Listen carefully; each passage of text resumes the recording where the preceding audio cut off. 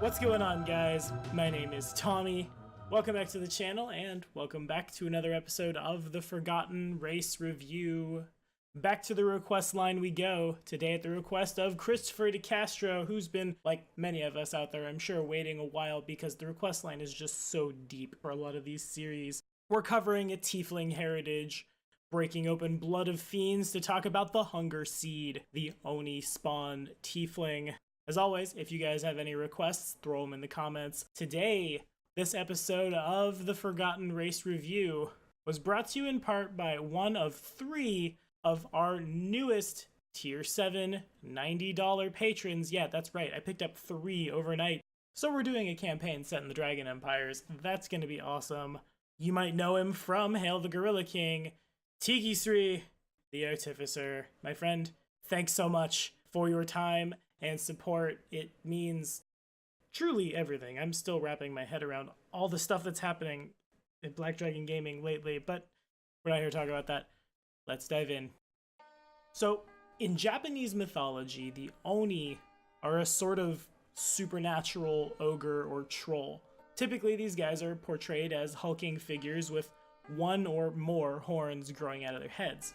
Stereotypically speaking, they're conceived of as red or blue, sometimes green, wearing loincloths or tiger pelts, and carrying iron clubs. They're popular characters in Japanese art, literature, and theater, and appear as stock villains kind of all over the place, up to and including the world of the Pathfinder RPG, where we have devils, we have demons, we have daemons, we have chitons, we have any kind of outsider, good, evil, or otherwise, from planet Earth in our game for us to kill, and the Oni are amongst them. They float around some of the bestiaries, they float around the back of the Dragon Empire's adventure paths, and a lot of them are really strong, and of course, that's where our Oni-blooded Tiefling comes from. So if you don't know what a Tiefling is, and if you don't, you can follow this card right up here to be directed to our video about the Tiefling race. A Tiefling is a humanoid who has a faint ancestral trace to some form of evil outsider. Stereotypically speaking, in fantasy games, we're thinking demons, we're thinking devils, again, people with horns and hooves and teeth and red skin and stuff. The Hungerseed, of course, traces their ancestry straight back into an Oni. The Oni spawn are natural bullies who prefer to use threats and force to get what they want rather than persuasion or tact. At best, such brashness tends to win them lackeys rather than actual friends, and if they're thwarted by someone more powerful, they'll brood and bide their time, waiting for the perfect moment to stage a bloody rematch. The Oni spawn always hunger for more bodily pleasures. They share the voracious appetites of their fiendish ancestors and take immense delight in experiences of the flesh, whether that means food, sex, violence, or anything in between. The Hungerseed are usually extremely tall and bulky when compared to untainted humans. Similar to their Oni ancestors, they appear ready to burst out of their flesh into some more monstrous form. When Hungerseed experience strong emotions, their muscles bulge and shift, almost seeming to expand as they hold themselves back. Some individuals possess tusks that protrude from their mouths, and young Hungerseed often delight in using their powerful teeth to rip into living birds or other small animals. Don't leave your kids unattended, guys. So, Tieflings come of age around 60 years, though, of course, this has been eroded to fit a little more into the span of coming of age around the time of whatever humanoid you sprang from. And usually, Tieflings will run the gamut from 5'5" to about 6'6", but I think this time we're going to use the height and weight modifier of orcs, because the Hungerseed are supposed to be so much bigger. So a male Hungerseed, anywhere from 5'3", actually probably anywhere from like 6 feet to 7'1", weighing anywhere from, we can't necessarily say 174 pounds because they're supposed to be bulky, we'll say anywhere from like 250 to 328 pounds. Females coming in anywhere from 6 foot to 6'9", weighing somewhere in the between 200 and 288 pounds, but the thing is, this bulk is probably very contained even in a body that's so gigantic. Muscles on muscles on muscles on muscles, straining against the skeletal structure that holds them in such a way that, again, it just kind of looks like these guys are about to burst like an over-ripened, rotting pinata monster. Ew, that's a gross picture. Forgive me. Max age for a Tiefling is 70 plus 2d20 years, though I could really see a body that's falling apart on itself being a lot shorter lived. Your call, guys. So again, the Oni spawn is a variant on the Tiefling race. It's basically the Tiefling that we see in the advanced race guide, except a couple tweaks.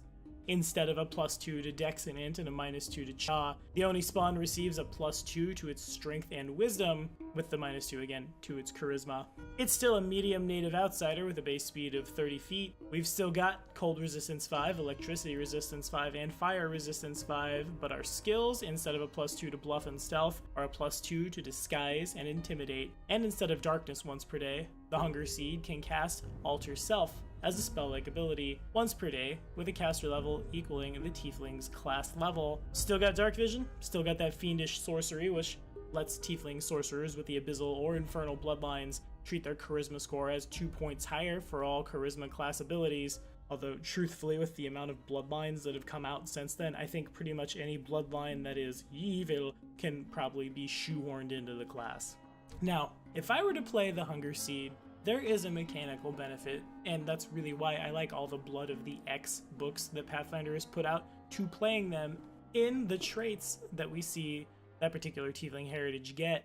This time we're looking at Superior Clutch. Your hands not only are bigger than normal, but you also have a strong grip, useful for wielding large weapons. You gain a +1 trait bonus on damage rolls when using weapons intended for creatures of a larger size, which a lot of times you might not mess with your like Tiefling rogues or anything, but your Tiefling Titan Mauler, yeah, right there, there's a +1 trait bonus on damage. Also, if you dig through Blood of Fiends, with GM permission of course, flipping through the table for the variant Tiefling abilities, roll a 16 on those percentage dice, you get oversized limbs which allow you to use large weapons without penalty, and hey, now you get a buff on the damage too, seems real good. This replaces the Tiefling's spell-like ability racial trait, so your Hungerseed Blood Rager or Barbarian or Fighter or what have you never needed the Alter Self anyway, really. There you go, just bash him in the head, cast that greatsword, as it were. Now, I've never GM'd for an Oni-blooded Tiefling, but I came very close to being in a party with one, I suspect. I never got a chance to talk to the man, but he was playing a Tiefling monk, and one assumes, because they were from the Dragon Empires, that they were Oni-blooded. Adam, you'll have to confirm in the comments if Shien the Storm Dragon was in fact a Hungerseed. I bet he was, though I have used the Oni as outsiders plaguing the party for a long time in campaigns. Japanese campaigns are really interesting to me. I really like the Sengoku period of Japan's history, and my patrons who have all come up to play a new game with us are wanting to play in Minkai, so that's super great. We're probably going to see a lot of Oni come down on the channel real soon. Stay tuned, guys. And maybe I'll come back after that campaign's over and I'll tell you how I would use these guys in campaigns, because I'm gonna know real soon. But what do you guys think about this heritage? Would you play an Oni-blooded Tiefling? Have you GM'd for one, or have you ever GM'd with the Oni in mind as a overarching villain or group of outsiders for the party to smite evil into the ground in your campaigns? And hey, if you'd like to, maybe you could do that in Fantasy Grounds, because we're giving away one copy of Fantasy Grounds Ultimate Edition. Follow this card right here to be directed to that giveaway. And hey, remember, patronage at any tier grants you a second entry in all our giveaways and access to Pathfinder 2nd Edition one-shots. Now I have another game to run. We'll figure it out. We got this. We're making it happen. Thank you guys so much for watching. Be sure to like and subscribe for more videos.